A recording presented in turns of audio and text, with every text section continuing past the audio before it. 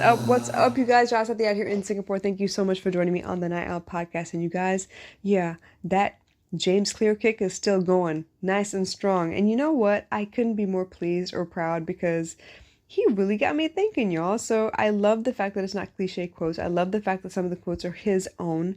And even then, it's like really hard-hitting understanding that I'm getting from all of the things that he's bringing up. And I really need to take a good look at my life and realize that I could use some help and I could do some tweaking. There's a lot of adjustments that I could make that would make this business that much stronger, that much faster, that much more efficient.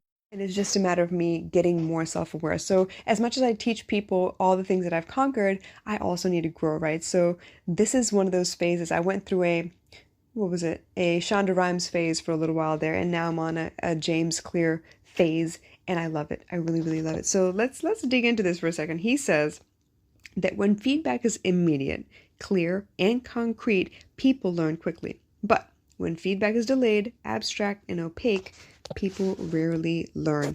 And you know what? I was thinking about that. How do I explain this? How do I figure this out? And I had to go back to dance classes, right? When I was dancing, my teachers were very specific. Your arm is bent at a weird angle. Your face is making some weird face when you dance and you shouldn't be. You're looking in the wrong direction. You're using the wrong move. You're not using your energy wisely enough because by the time you finish the sequence, you're like panting and it's visibly noticeable to the public, to the audience, right? So they were able to give me specifically what I was doing wrong. Now, in dance, I've also had moments where somebody gave me a criticism that was kind of vague and I didn't know exactly what I needed to get done. And so I didn't really change much of anything. So this goes back to a folk dance experience that I had, and the teacher was not my regular teachers. They were not my Bharatanatyam teachers, but they were like, oh my gosh, it looks so shabby. Okay, well, what about it looks shabby? I couldn't ask that question either because, you respect your elders. You can't talk back to them. Y'all look like a bunch of whatever the insult was. And it wasn't specific so where we could understand that, okay, maybe we weren't syncing together. The timing was off. Maybe our lines were off. Like, tell me specifically, right? And I didn't realize how impactful it could be. When someone's specific about what you're doing wrong, you tend to take less offense to it as well. I didn't realize that. Maybe it's the words that they use. Let me give you another example. When baby girl comes home and she's upset sometimes because she got into trouble at school or whatever, she will tell me that maybe her friends said something and it was an insult to her character rather than telling her specifically that something she did offended them. And we do that a lot too as adults. It's not just a kid thing. Or even then when her teacher says, she told me that I was being difficult. But she wasn't able to explain which situation she was being difficult about. She wasn't able to tell me that, okay, maybe she was talking in class, or maybe she got something wrong that she shouldn't have gotten wrong, or she didn't turn in paperwork. When she can't tell me exactly what the problem is, I know that it's because the teacher hasn't relayed it to her. And the way she uses her words and explains to me gives me the impression that the teacher was trying to make her feel badly rather than correct a behavior. And there is a big difference between making you feel bad for something versus correcting a behavior. If I go back to listening to my mom, when I was growing up, what she would say to me, and she would tell me how I made her feel terrible, or I made her feel like she was worthless, and that was meant to make me feel bad as well, but it wasn't really specific about what I was doing wrong. She wouldn't, how do I explain this? She wouldn't tell me what exactly about my chores that I wasn't doing correctly, except to say that I was a disappointment, that I was a failure, that I was not what she expected, that I was falling short or being a bad example. Like, they were all hurtful words. And I know she was trying to correct something, but I couldn't tell you for the life of me what the hell she was trying to correct, except that I wasn't good enough. And I've noticed that before as well with a couple of other things when it comes to reprimanding children, right? When you fuss with them, when you critique them, or yell at them, they tend to internalize the feeling, right? Okay, so I'm not good enough. It's not that my hand is crooked that I can adjust it if I just do this, this, and this. It's that I'm not good enough. And once you have like a vague concept of that, it starts to affect your mental health. Because guess what?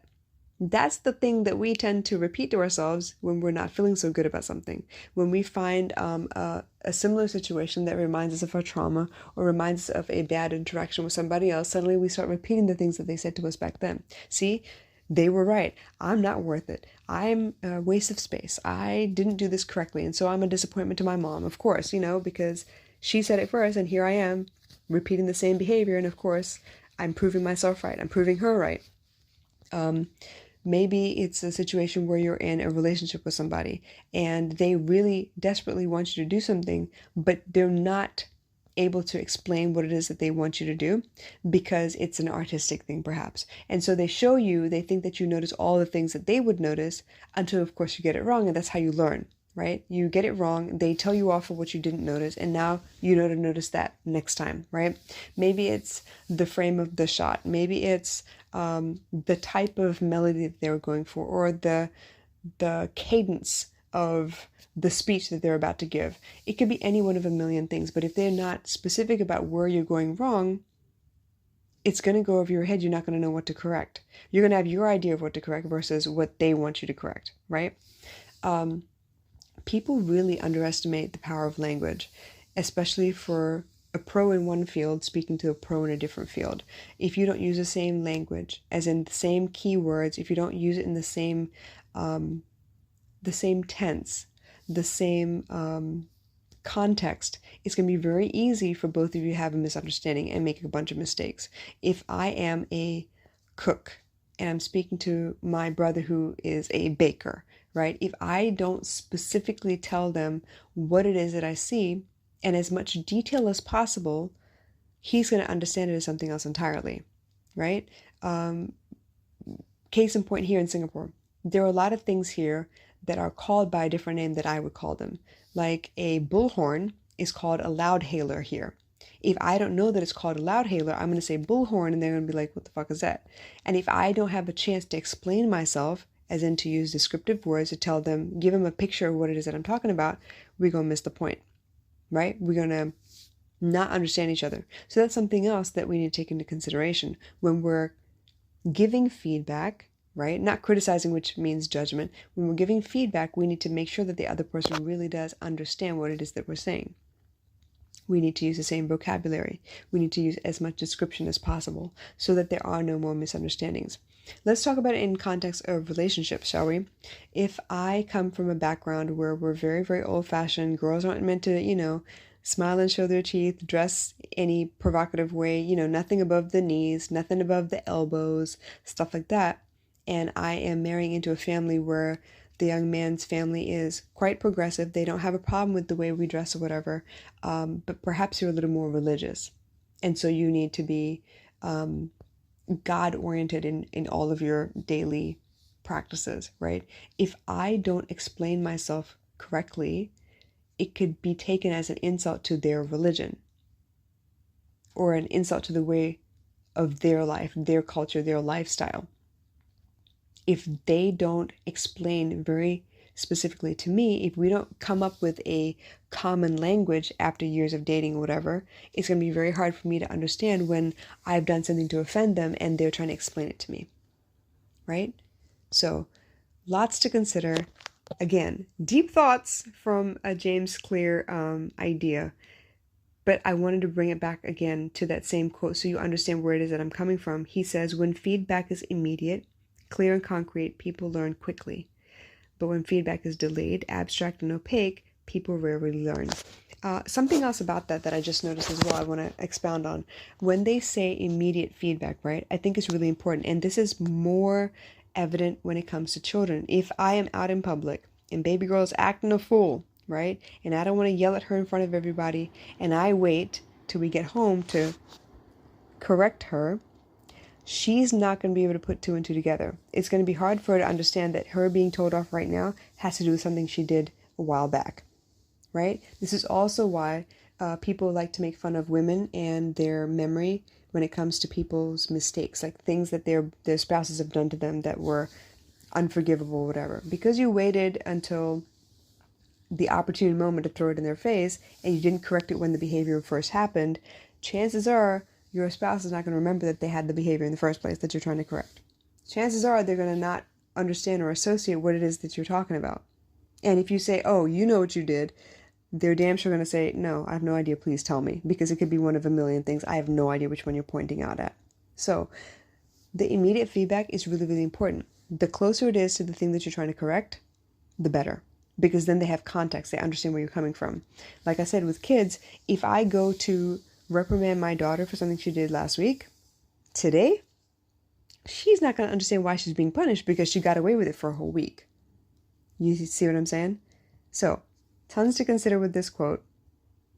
And I love it because I get to really expound on the idea itself and give you all of what I see in that quote.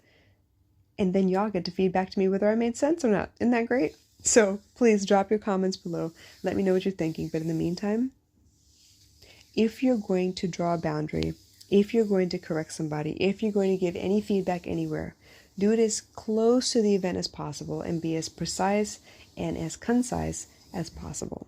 Tell them exactly what you think is not great and tell them exactly what you think could be done to rectify it. Might as well give them a solution, a possibility of a solution as well, right? Because maybe the way you see it as a consumer, right, as an end user, is very different from the way they see it as a producer or a service provider. And the way that you would solve a situation is ideally what most other customers are also looking for as well. So wouldn't that be a win-win? Anyway, my 2 cents for the night. Let me know what you think, and I'll catch you again soon. Bye.